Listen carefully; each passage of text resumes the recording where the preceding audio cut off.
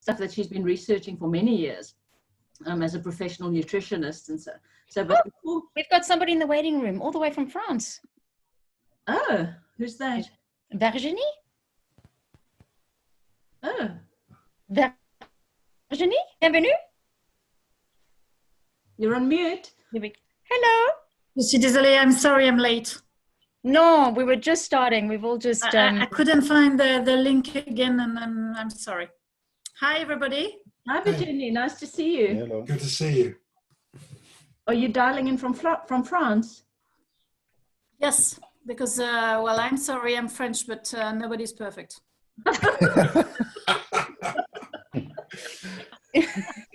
Well, we've got Canadians here, Virginie, South Africans. Vilja, you're in Sri Lanka. Yeah. Yep. Wow. So a real cosmopolitan group. And Jones, where are you dialing in from? Just outside of Copenhagen in Denmark. And Canada, Denmark. Wow. Wow. Oh, just big goosebumps. What a nice cafe. So Virginie, we're just going to start off with a 2 or 3 minute grounding exercise, just to kind of land and be here. So could I invite you all to sit back in your chairs for a moment and just kind of relax and sit back, put your feet flat on the ground. And we're going to take 3 big deep breaths and kind of sigh. And as you sigh out, I invite you to be conscious of releasing any tension. So breathing in.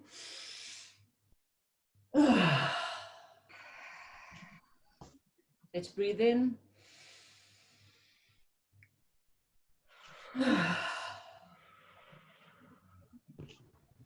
Breathe in. And breathe out.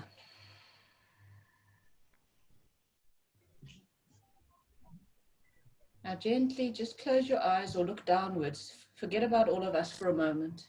If you want to release tension in your jawbone or your neck, just do so. Just become aware now of sitting in your chair, closing your eyes, and I want you for a moment just to do nothing else except listen to the sounds around you.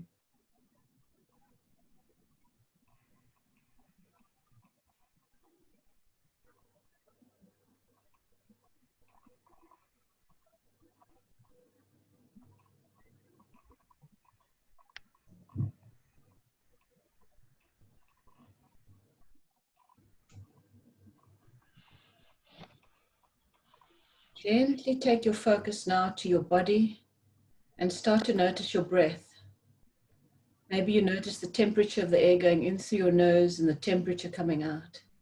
And you might even say to yourself, I'm breathing in and out. Become aware of your breath.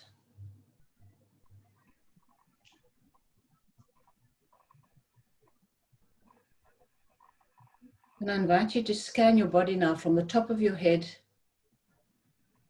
one little bit at a time, and just become aware of every single part of your body, progressively moving down.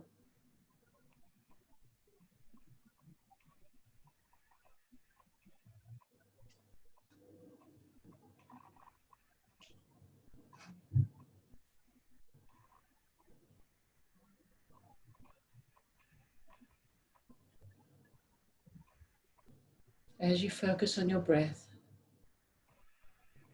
the mind will wander. You just gently bring it back over and over to the breath without any judgment, because that's what minds do. They wander.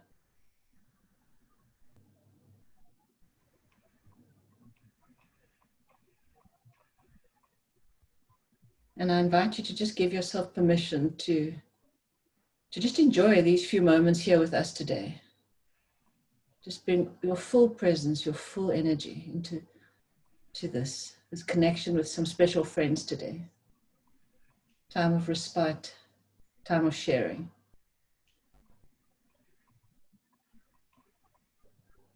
Gently come back now in your own time.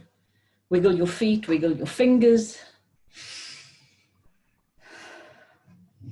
Maybe take a deep stretch. Ash, I can see you yawning there. Oh. And release.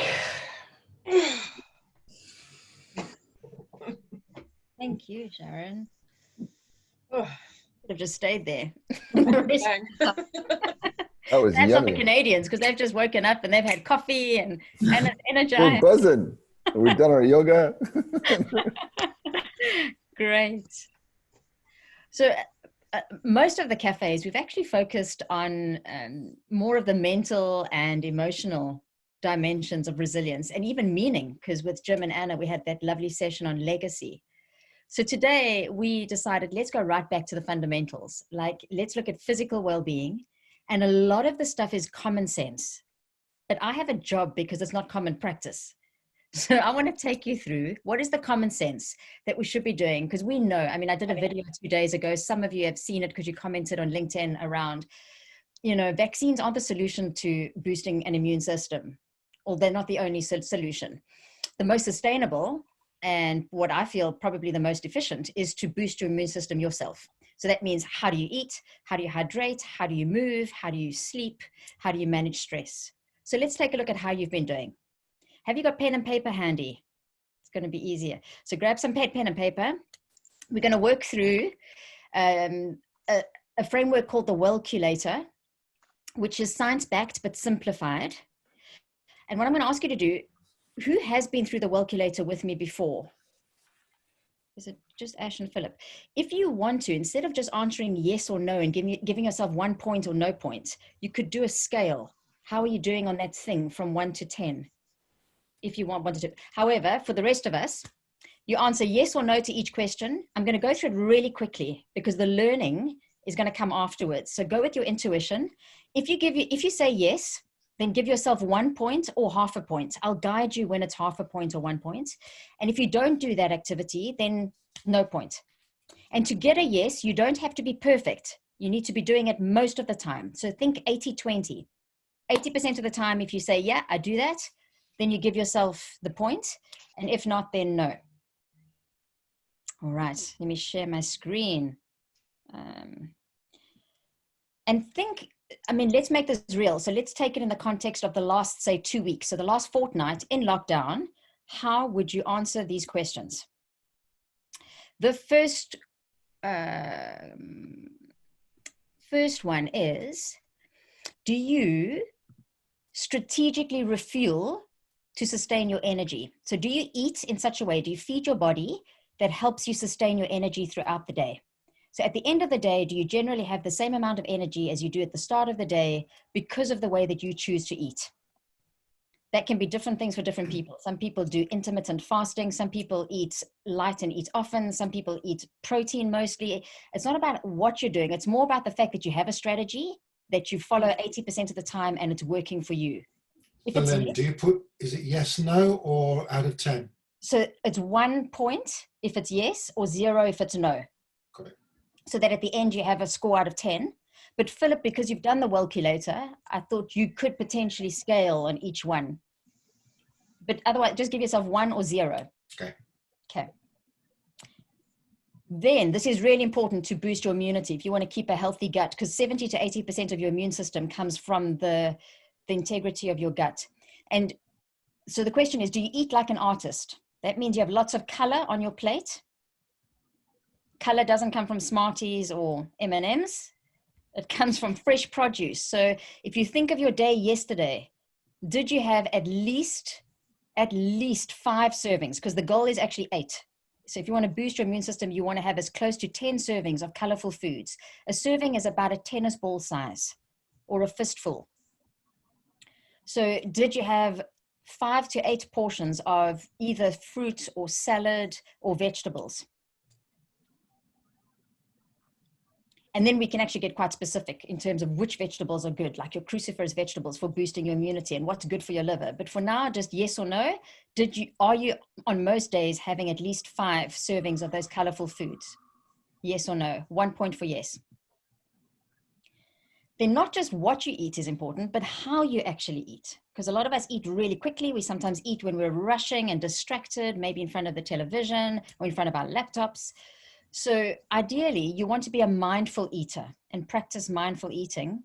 That means that you take generally at least 15 to 20 minutes to enjoy a meal, and you're mindful and present when you're eating.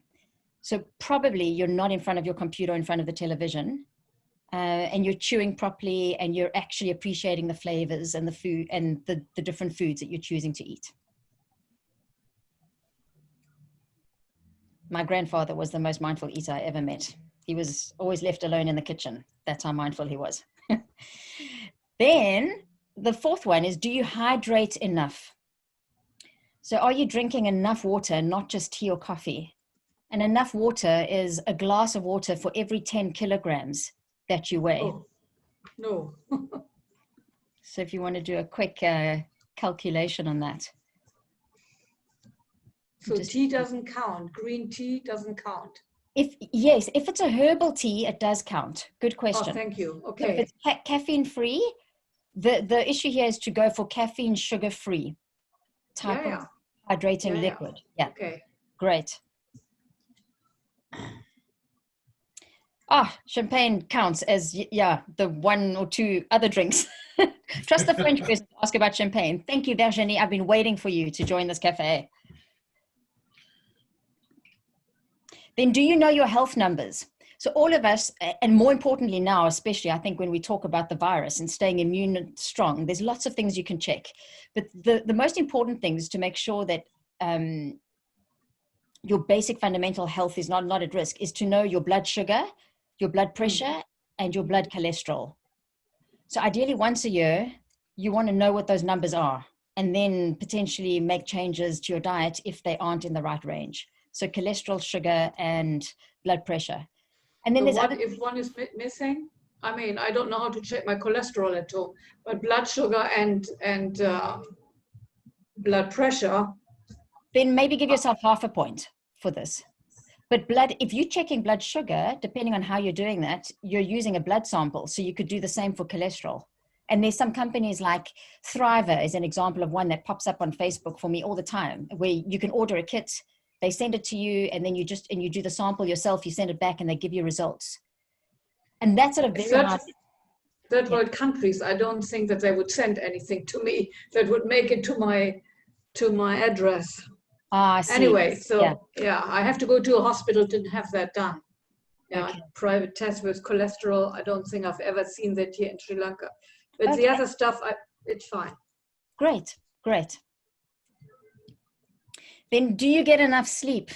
I was asked this morning by a client of mine to do a webinar on sleep because his accounting membership group, a lot of them are not sleeping at night. I guess if I was an accountant going through this time, I also wouldn't sleep at night.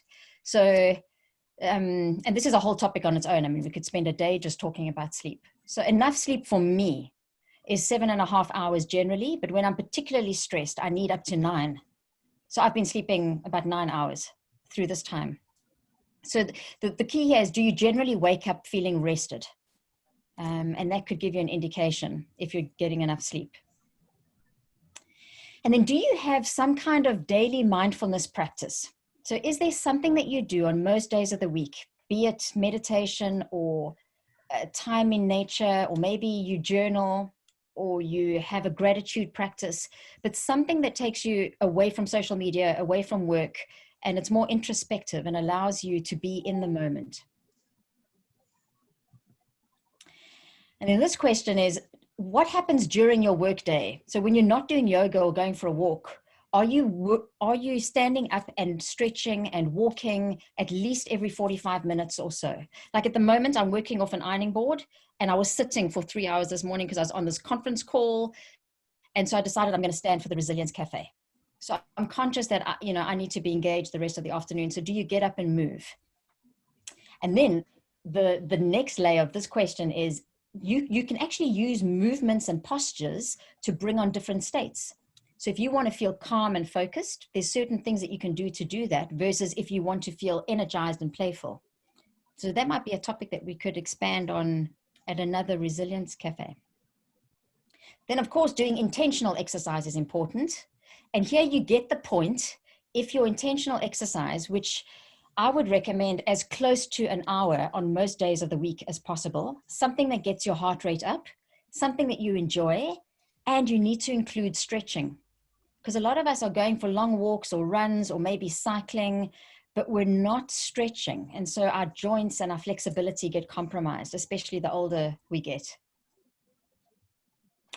And then lastly is, do you know how your body responds to stress? Are you able to pick up when you're getting pulled into the stress response? And do you have techniques to help you with that? For instance, I clench my jaw, or I get quite contracted with my shoulders. And then I know, hang on, relax, or take a deep breath in. I use the breath a lot, as I'm sure many of you do, to help with managing stress.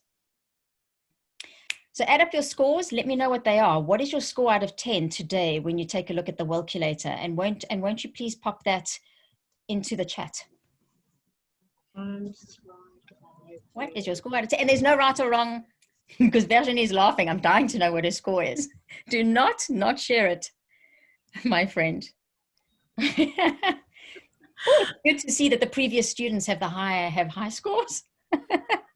Carly, nothing shameful. You've got lots to work on. There's great opportunity. 3.5, wonderful. 7, 6, great. Great.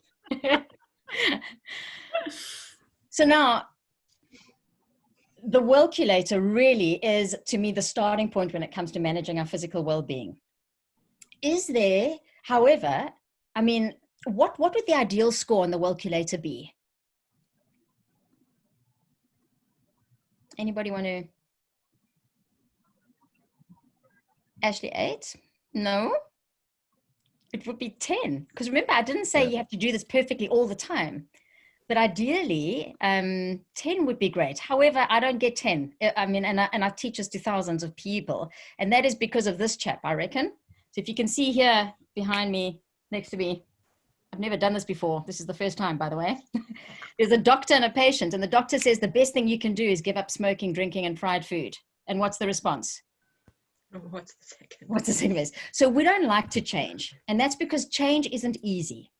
So this is where I wanted to share with you. I have been using this approach for a few years now, and some of you may have come across it's Tiny Habits. It's been designed and developed and promoted by Professor BJ Fogg from Stanford University, who's done phenomenal research in the space of lifestyle change. Like, how do we, most of us know that we should be drinking more water or eating vegetables or getting more sleep, but we don't always put it into practice. So 3 things, according to BJ Fogg, that we should have in place in order to create habits more easily are these 3. You should have some kind of prompt to help you, like a little dog coming up to you, looking at you like that will mean that you'll either be prompted to give them a treat or maybe take them for a walk. So some kind of prompt to help you, remind you about your behavior, and your behavior should be tiny, achievable and easy, and something that you are motivated to do. And then this is where most of us slip up. And this, according to many of the experts and in my experience, is the key ingredient for a winning recipe is the celebration. When you plan to do something, even if it is something as simple as I'm going to have a glass of water with my coffee in the morning, is when you catch yourself having the glass of water, is to celebrate it in the moment. And that's because you release some dopamine in your brain, and it helps you feel like you're achieving something. And the psychology behind that is you start becoming a person that identifies as a person who drinks water with their coffee. And the more often you do that, the better. So you don't celebrate it by having a chocolate or a cheesecake? No, good point there. You celebrate it. A celebration should take 3 seconds. So it's in the moment, something quick that you do. So no, you can't have a glass of Champers because it would take you longer than 3 seconds, Ash. And I'm sure that Depends on who you are, really. In fact, because celebration is so important, I was going to end with it, but let's start with it. Because I believe, and so does quite a few other people in the space, like there's BJ Fogg and the author of Atomic Habits, James Clear, that celebration and the idea of gratitude is going to become as well known and acknowledged as important as mindfulness and also expressing gratitude. Brene Brown also speaks about how important celebration is. So what are ways that you could, does anybody want to share, does anybody celebrate when they catch themselves doing something right? And how do you do that? I normally beat myself up if I'm doing something wrong, but I really go, you go, girl, when I'm doing something right. So quite rare. would that be something you would maybe do or think? Yep. Okay. Philip, I saw you. I'll often say out loud, "Well done, Philip." It's great. Or I'll sometimes jump up and go, "Yeah, well done," even if it's a little thing. Okay. In the current environment, it's like having a smoke, which is quite rare. Yeah, because you're not in South Africa, you can't buy cigarettes yet, right? No. Have it on the best authority that rolled up Dusty Poo works well.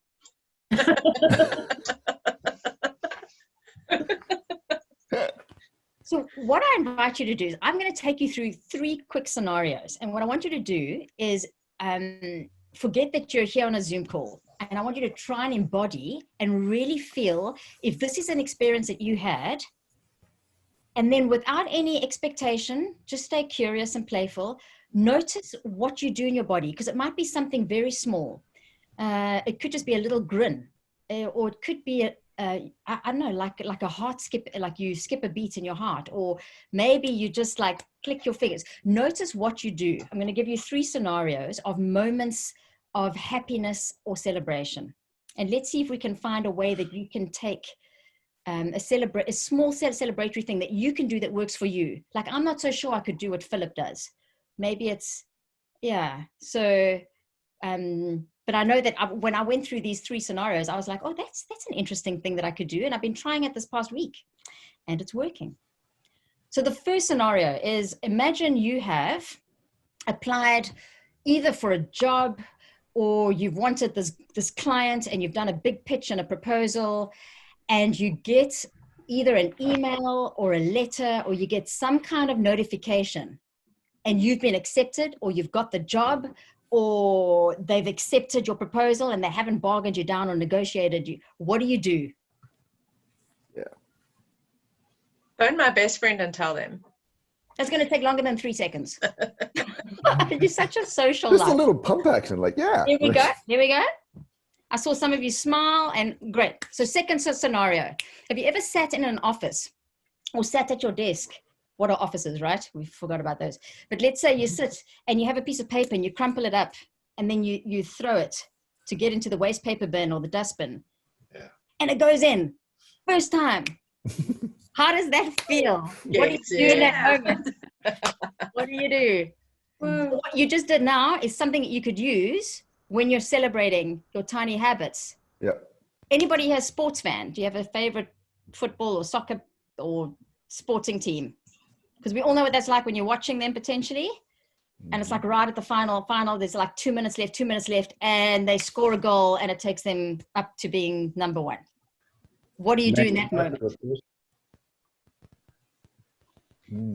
So you get that. So those are, so anything that you did in one of those 3 could be something that you could use to celebrate.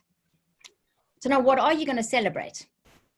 If you recall the Welculator, was there something that you answered no to or gave yourself half a point towards that you feel motivated about creating a new habit around over the next week or 2? Does everybody have something? And could you pop it into the chat? If it was, is it hydration? Is it sleep? Is it mindfulness? Do you know that you should eat more color? What is it, being more aware of your breath and stress? What is a tiny habit?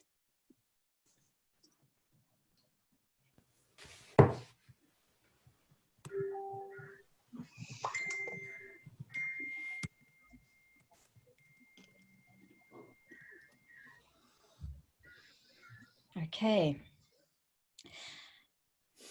Now for any new behavior to work, we generally need some kind of prompt.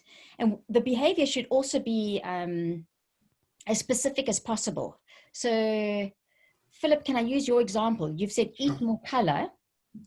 If I asked you to refine that and make it very specific, what would you say? I think it starts with me buying more color. So I have a shopping list which I add to every time I'm about to run out of something. But of course, if I've not had it in the first place, I'm not going to run out of it, so I won't put it on. So I just caught myself. So if I put on my shopping list 2 portions of greens, 3 portions of fruit, and then started to have the habit of buying more of that, then when I ran out of it, put it on my shopping list, then the new habit would probably start. So actually, the new habit has nothing to do with vegetables and has everything to do with your shopping behaviors. Yeah. And the prompt is actually the shopping list. Okay. Yeah, I've got enough of a Methodist work ethic in me, such that if I've got food in the house, I can't let it go to waste. So if I've bought it, I will eat it. But you're right, it's the shopping habit of buying it in the first place. And you've just spoken about something else. You've using something that irritates you as a way to cultivate what we call a pull habit. You're creating a pull, as oysters create pulls from an irritation, some dust. So the irritation of wasting food can be used to your advantage. I've done the same thing before lockdown. I didn't realize that where I chose to rent in London was under a flight path, regular planes. And whenever the planes came over, I would try and remember to take a deep breath. So I used the irritation of the flight to help instill deep breathing. Now I've forgotten to breathe deeply because there's no planes. Woohoo! Ding dong. One more example. Jim, yours is to go to bed at a particular time at night. Do you have an idea of what could, because that's easy to say, like we always have the best intentions, then we end up on social media till like 11 or 11:30. Or 1. Or 1. Do you have an idea of what is going to prompt you tonight? Because you're not going to do this unless you find a trigger and you attach the new behavior to something that you're currently doing to remind you about this. Yeah, funny you asked that because I was just thinking about that and frankly struggling with it. I don't know. Can I share something with you? Yep. Well, with everybody. So the first part of behavior change, if you think of the ABC that I shared, the anchor or the prompt, the thing that prompts you to do a new behavior. Mm-hmm. So here are some ideas of prompts. Because really all our behaviors are driven by prompts throughout the day. The more you actually think about when we do something, it's because we've done something just before it. Okay. So there's a lot of power around harnessing, especially things that you're guaranteed to do. So what are things, if you think of your morning when you wake up in the morning, yep. Tomorrow morning when you wake up, does anybody want to share 3 things that they're going to do in like the first 3 minutes of being awake? Brush my teeth, have a cup of tea, and basically find some food in the fridge. There we go. Okay. And what we know about behavior change, because this comes from studying millions of people who actually put this into practice, is the philosophy of after I do something that I know that I always do, like after I get out of bed, after I brush my teeth, after I make my cup of tea, I will, and then you bring in something new that you want to create. So here are some examples. Thanks, Ash, for those. This is one that I personally use, is as my feet hit the ground in the morning, I will, and then there's a particular mantra that I say that helps me feel good about the day. After I sit up in bed, I will maybe take a deep breath. After I turn off my alarm, I will write in my gratitude journal. After I make the bed, I will set out my running shoes.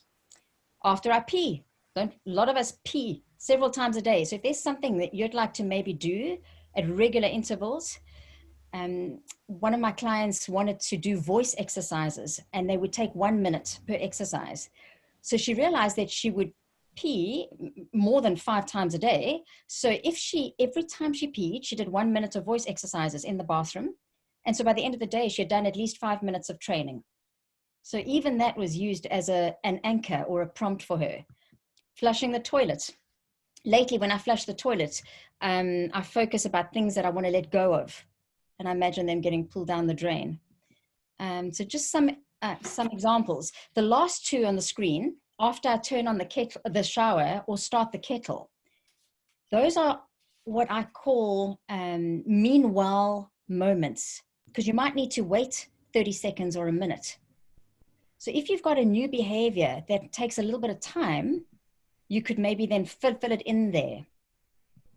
So there's a few more prompts.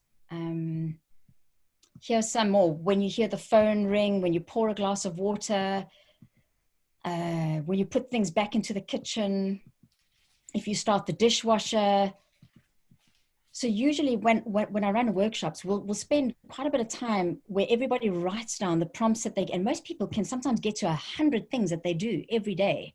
And then these are ways that you can find anchors to help hook your new behavior to. So I'm going to create a breakout room, and for about 4 minutes or so, I'll make the breakout rooms 2 or 3 people. I'd like each of you to share one new behavior that you're motivated to potentially try out for the next week, but then also think about when can you use prompts during your day? Because all of us are individual. I don't wake up and eat, for instance, like Ash does. So what kind of prompt do you feel you could use to help remind you about this new behavior? And how are you going to celebrate when you catch yourself doing it? Knowing that the celebration is often the piece that we forget about, and very important. People who don't celebrate new behaviors take much longer to install them, and most of the time don't. Is everybody clear on that instruction? Great, great. So, and I'll let you know when there's a minute left of the breakout rooms. There we go. You should receive a notification.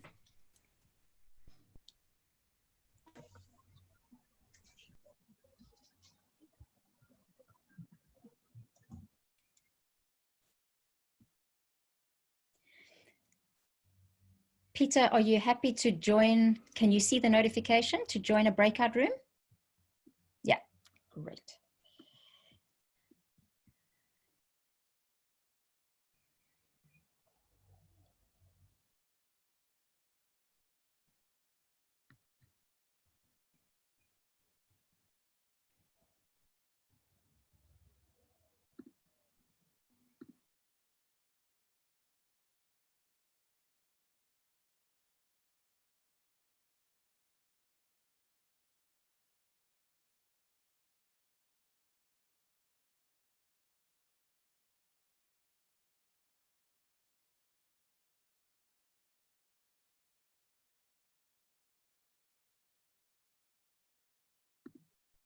Welcome back.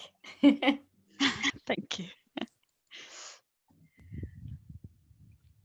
Anybody happy to share? We had 2 lovely shares in terms of new habits. I'm still giggling. Why is that? Ashley came up with a great suggestion as for me to be more carrot-like, to be like a carrot. There's a bit of a story to that, which I'm not going to indulge in, but my thing is mindful eating. I like to do everything quickly so I can move on to the next activity, and I find eating just sort of gets in the way often. So to just remember how long it takes for a carrot to grow. And to well, that's visualization and imagination can be powerful tools to help us create new habits. So I interviewed a lovely young lady called Arabella, and her goal was a mindful mouthful. So the first mouthful of every meal, because she had digestive issues, and she knew that if she slowed down, she would feel better.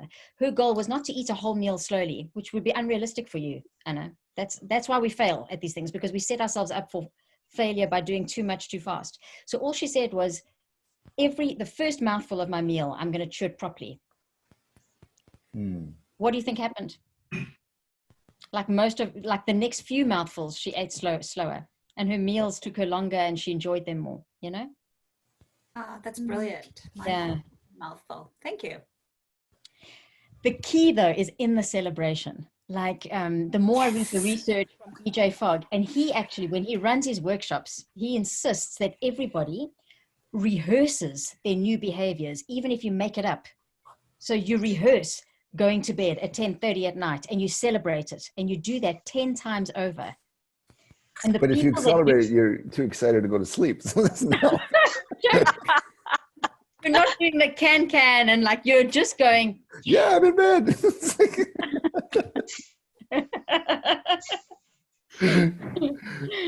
Actually, one thing that I noticed that I try and do is rather than do a new behavior cold, I try and work in some transition time. So I notice that when I want to be, sometimes I want to be asleep by 10:30. So I'll go to bed at 10 past or 10:15, and then I'll listen to the radio or read something. So that it's not just like I'm in bed at 10:30 and then I'm still wired because I just did it last minute. And I also remember about mindful eating. What I try and do, don't always manage to, is before I start eating, I look at the plate of food and try and imagine where all the different ingredients came from and who grew them.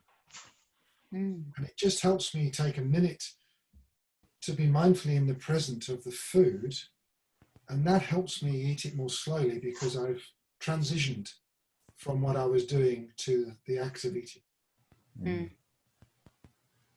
I really like that idea. It's really good. Well, Carly, I'm going to be intrigued to hear how your tiny habit goes. Yeah. Me too. In the interest of time, I'm just conscious that, the cafe is soon to be closed. Damn. That always goes so quickly. I know. Yeah. I know. If anybody has any questions around this, there's I'd be very happy to answer them. If you email me, or if you want to take a look at tinyhabits.com, BJ Fogg has got a free 5-day program. His book is brilliant. He's got lots of YouTube videos, and this stuff works. I've taught this recipe to hundreds of very busy people, just like all of us, and it works. However, the important ingredient in the recipe is the celebration, and it's the one that a lot of us, especially if you're more conservative, have the most struggle with. Yeah. And it's important, I think, especially now when life is so heavy and unpredictable and uncertain, a moment of catching yourself doing something right, I think we all deserve a lot more of those moments. Yeah. We really do. It's like sprinkles on top of, I was going to say cake, but that's not the right thing for a dietitian to end the call with. Carrot cake. Carrot cake. There we go. You like a carrot. Carrot cake. And it's 2 months to go to carrots. I'm actually going to put some celebrate post-it notes just in different places of my house, just to kind of like, it makes you feel really good when you start talking about celebration. So I'm going to put some prompts around just to remind me. Lovely. See the power of prompts? Brilliant, Carly. Great. Great. Yeah, I think I need a few new pot plants indoors as well. Nice. Well, thank you so much, Celine. That was really brilliant, as usual. Thanks so much for taking us through that. And if there's anything specifically that you guys would like us to focus on in future sessions, just drop us an email. If there's particular topics of interest, let us know, and we'll make sure to incorporate that. So are we going to check in on our habits next Thursday? Yes, I was going to say, please. I, however, will be busy with the Canadians. So maybe, Sharon, I can ask you to, Yeah. And I'd love to, at some point, do a cafe on how 4 different styles of movement can change your state in 4 different ways. So we can do that sometime, because that's something that I'm practicing on the Canadians. So I'll rehearse with them first, and then I'll be really good. Yeah, you can get it right with them, you can get it right with anybody. Exactly. Yeah. What does that mean? Well, everybody, thanks so much for joining us today, and we'll hopefully see you all next week again, and invite some people if you like. It's an open cafe. Okay. Thank you so much. Thank you. Bye. Thanks, everyone. Bye. Thank you. Bye. Thanks, Celine. Thanks, Sharon. Thank you. Thank you, Virginie, for joining us. Thanks, guys. Bye.